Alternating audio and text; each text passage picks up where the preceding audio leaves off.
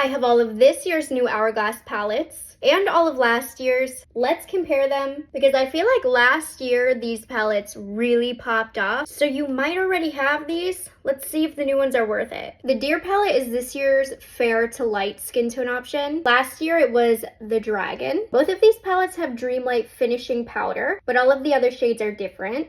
This year's palette, last year's Dragon palette. Both palettes have the exact same formulas. 2 finishing powders, which is so unnecessary because they're so sheer. This year's bronzer is lighter and cooler than last year's bronzer. Last year's highlighter has a lot more glow.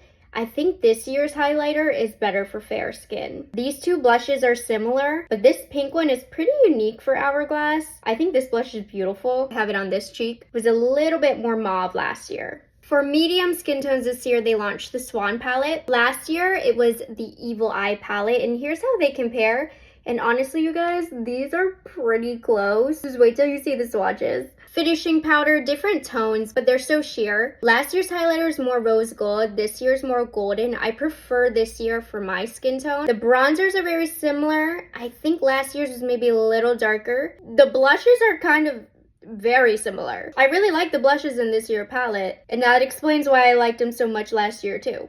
Other than the highlighter, these are so close. And the most requested comparison. This year's deep skin tone friendly palette is the Fox palette. Last year, it was the Lotus Flower. I think this year's is looking a little lighter. As of last year, this was the darkest palette they've made to date. This year's is looking a little lighter. While in pan, the Lotus Flower looks deeper, it is closer than I thought. Finishing powder is a little lighter this year. Bronzer is a little lighter and warmer this year. Highlight's a little bit lighter this year. There was an extra highlighter last year and 2 blushes.